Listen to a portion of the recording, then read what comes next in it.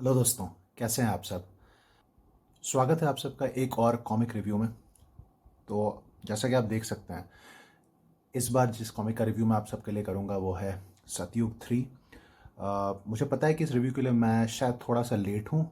ये दो कारणों से हुआ है। एक तो ये कॉमिक मुझे थोड़ी लेट मिली, और दूसरी ये कि इसे पढ़ने के बावजूद भी मुझे रिव्यू करने का समय नहीं मिल पा रहा था।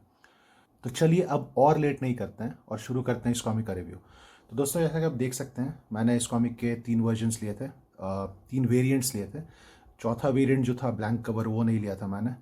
तो 2 इंग्लिश हैं, एक हिंदी है जिसमें एक मांगा कवर भी है। तो इसमें से चलिए मैं ये मांगा वाला कवर लेकर रिव्यू करता हूँ। तो चलिए सबसे पहले बात कर लेते हैं कॉमिक के लुक और फील की। तो जैसा कि आप देख सकते हैं, ये मांगा वाला कवर है। स्वयंभू का लोगो, टाइटल और इशू 3। और यहाँ पर ये मैंडरिन में लिखा हुआ है मेरे ख्याल से। इधर क्रिएटर्स का नाम है, वो भी मैंडरिन में फिर से, बिगिनिंग ऑफ एन एरा। और ये कवर बहुत बढ़िया। पीछे कहानी का जो सार है, और यहाँ पे जो हमारा सुपर हीरो है उसकी एक तस्वीर है। मच्योर कंटेंट जो है वो मेंशन किया हुआ है, प्राइस मेंशन किया हुआ है 299। और फिर से स्वयंभू का लोगो। तो चलिए अब अंदर देख लेते हैं। तो यहाँ पे आप देख सकते हैं कुछ कैरेक्टर्स हैं कहानी से ही। यहाँ फिर सतयुग, टाइटल द कर्स्ड लैंड जो कहानी का नाम है। यहाँ पे क्रिएटर्स के नाम है।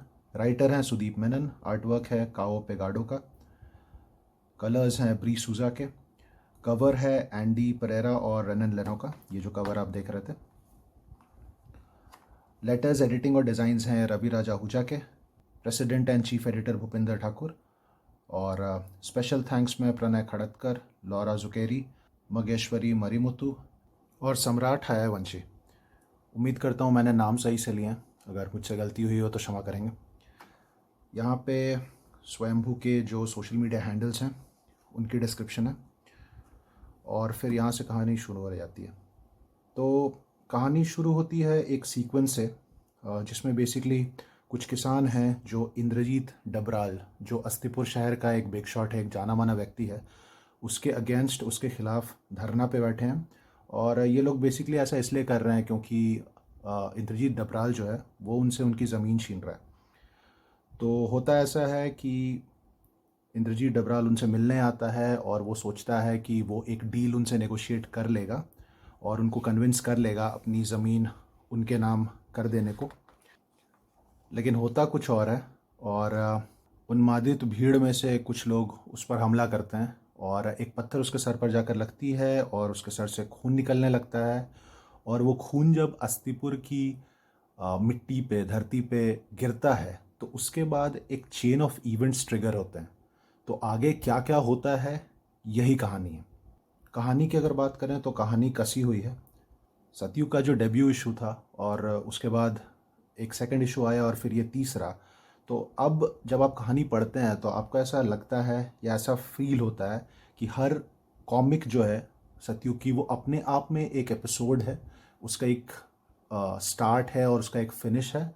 हालांकि इसके साथ ही एक ओवर आर्किंग कहानी भी चली जा रही है, जो कि आपको शायद आगे के इश्यूज़ में ज़्यादा एक्सप्लोर होंगे और आपको उसके बारे में ज़्यादा पता चलेगा। अस्तिपुर नॉर्मली एक ऐसा शहर है जिसमें क्राइम और क्रिमिनल्स का बोलबाला है। हालांकि इसके साथ इस कहानी को पढ़ने पर आपको ये भी समझ में आता है कि अस्तिपुर अपने अंदर काफ़ी राज छुपाए हुए है। काफ़ी ऐसी चीज़ें हैं जो नॉर्मल नहीं हैं, जो सुपर नेचुरल हैं, और काफ़ी ऐसी शक्तियां हैं, काली शक्तियां हैं, जो धीरे धीरे सामने आ रही हैं। तो होपफुली आगे के इश्यूज़ में वो एक्सप्लोर होंगी। आर्टवर्क की अगर बात करें तो आर्टवर्क ज़बरदस्त है। कायो पेगाडो का जो काम है वो हर इशू के साथ इम्प्रूव हो रहा है। और आर्टवर्क एक्चुअली इस कॉमिक का एक बहुत मजबूत पक्ष है। मैं समझता हूँ कि सिर्फ आर्टवर्क के लिए ही इस कॉमिक को ख़रीदा जा सकता है। कलरिंग की अगर बात करें तो कलरिंग भी बहुत बढ़िया है। ब्री सूजा ने काफ़ी अच्छा काम किया, और कलरिंग आर्टवर्क को पूरी तरह से कॉम्प्लीमेंट करती है। तो इसमें से कुछ पैनल्स हैं जो मैं आपको दिखा सकता हूँ। ये एक पैनल है, मुझे बड़ा पसंद है। और इसके साथ ही एक पैनल है एंड की तरफ जिसमें कुछ एक्शन हो रहा है, वो मैं आपको दिखाना चाहूँगा।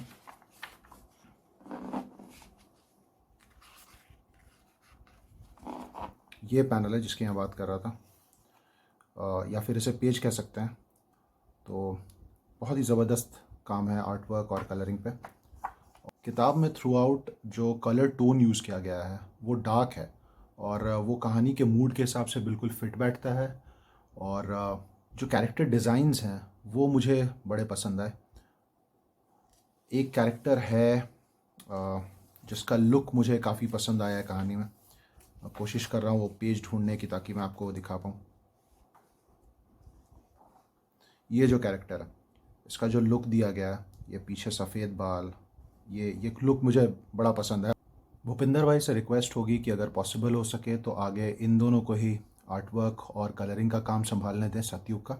लेटरिंग की अगर बात करें तो लेटरिंग जैसा कि रविराज आहूजा जी की रहती है, एक्सपेरिमेंटल है। कहीं पे स्पीच बबल कलर्ड में है, कहीं पर जो फॉन्ट्स हैं वो कलर्ड है। कुछ स्पेशल वर्ड्स पे एम्फेसिस ले करने के लिए उन फॉन्ट्स को स्पेशली थोड़ा बड़ा किया गया है, या फॉन्ट चेंज किया गया है, या दूसरे कलर्स में रखे गए हैं। ये थ्रू आउट द बुक आपको हेल्प करती है स्पेसिफिकली उन पैनल्स में जहाँ पर कि सत्या और युग आपस में कॉन्वर्सेट कर रहे हैं। नाउ क्योंकि वो दोनों एक ही बॉडी हैं, तो स्पीच बबल एक ही बॉडी की तरफ पॉइंट करती है, तो आपको कभी कभी समझना मुश्किल हो सकता है कि सत्या कौन से डायलॉग्स बोल रहा है और युग कौन से। लेकिन क्योंकि इन्होंने कलर डिस्टिंक्शन रखे हैं, सत्या के जो स्पीच बबल्स हैं वो अलग कलर में होते हैं और युग के जो है वो अलग कलर में होते हैं, इसलिए आपको ये कन्फ्यूजन नहीं होती है। इसके अलावा मुझे कहीं भी कोई ग्रामेटिकल एरर या फिर कोई स्पेलिंग मिस्टेक वगैरह इंग्लिश इशू में नहीं नज़र आया। हाँ, हालांकि हिंदी वर्जन में कुछ प्रॉब्लम्स हैं जिनकी मैं आगे बात करूँगा। फिर कवर के इंटीरियर में ये जो डिज़ाइंस हैं और ये जिस जिस फॉन्ट में लिखा हुआ है, ये मुझे बड़ा पसंद आया। तो चलिए अब बात कर लेते हैं किताब के प्लसेस और माइनसेस की। तो अगर प्लसेस की बात करें तो सारा कुछ ही इसमें प्लस है। आर्ट वर्क बहुत बढ़िया है, कलरिंग ज़बरदस्त है, कहानी जैसा कि मैंने आपको बताया बहुत सधी हुई है।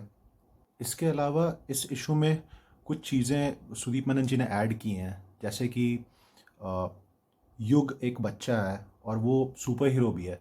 तो एक बच्चा जब एक सुपर हीरो होता है तो उसके किस तरह के प्रॉब्लम्स हो सकते हैं, किस तरह के स्ट्रगल्स हो सकते हैं, उस पर थोड़ा सा लाइट थ्रो किया गया है। इसके अलावा सत्या और युग के बीच में एक कॉन्फ्लिक्ट भी दिखाया गया है जिसको आगे एक्सप्लोर करने की पॉसिबिलिटी है। आगे के इश्यूज़ में उन दोनों के खुद के जो डिफरेंसेस हैं उसको लेकर एक पैरेलल ट्रैक बनाया जा सकता है जो कि कहानी में और भी ज़्यादा डेप्थ ऐड करेगा। माइनसेस की अगर बात करें तो मेनली दो चीज़ें, जैसा कि मैंने पहले भी कहा कि हिंदी का जो वर्जन है उसमें थोड़ी सी प्रॉब्लम है एडिटिंग में। कुछ जगह पर ग्रामेटिकल मिस्टेक्स हैं, कुछ जगह पर स्पेलिंग मिस्टेक्स हैं, और मुझे ऐसा फील होता है कि पब्लिशर्स को हिंदी वर्जन की जो एडिटिंग है उस पर ध्यान देना चाहिए। और दूसरी चीज़ ये कि इस कहानी में कुछ कैरेक्टर्स इंट्रोड्यूस हुए थे और मुझे लगा था कि इस कॉमिक बुक के अंदर ही उन कैरेक्टर्स को और एक्सप्लोर किया जाएगा, हालांकि ऐसा नहीं हुआ। सो जब कॉमिक ख़त्म होती है I was a bit surprised कि 3-4 कैरेक्टर्स को इस कहानी में लाने के बावजूद भी उनके बारे में कुछ नहीं बताया गया। आई एम प्रीटी श्योर ये आगे ज़रूर किया जाएगा, लेकिन थोड़ी सी मुझे डिसअपॉइंटमेंट हुई कि इस कहानी में उन्हें नहीं एक्सप्लोर किया गया। So that's pretty much it. Overall सतयुग 3 एक पैसा वसूल कॉमिक बुक है, और I would say it's a वर्दी एडिशन टू द सतयुग यूनिवर्स। तो दोस्तों ये था मेरा रिव्यू सतयुग 3 का। आप अपने व्यूज़ से मुझे ज़रूर अवगत कराएं, और अगर आपको ये वीडियो पसंद आया हो तो चैनल को ज़रूर सब्सक्राइब करें। अब मुलाकात होगी आपसे एक दूसरे वीडियो में, तब तक के लिए take care of yourself and bye.